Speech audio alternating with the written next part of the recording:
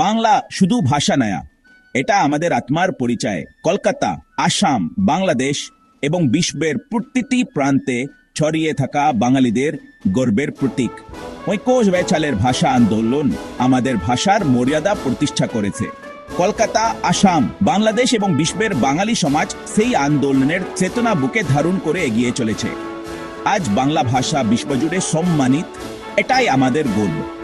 বাংলা সাহিত্য, গান আর সংস্কৃতি কলকাতা, আসাম, বাংলাদেশ এবং বিশ্বের বাঙালি সমাজের গর্ব। রবীন্দ্রনাথ, নজরুল, জীবনানন্দ, ভূপেন হাজারিকার মতো মহারথীরা আমাদের ভাষাকে বিশ্ব মঞ্চে তুলে ধরেছেন। বাংলাকে ভালোবাসা মানে নিজের শিকড়কে ভালোবাসা। আসুন সবাই মিলে বাংলা ভাষার গৌরব কলকাতা, আসাম, বাংলাদেশ এবং বিশ্বের প্রতিটি কোণে ছড়াইয়ে দিই।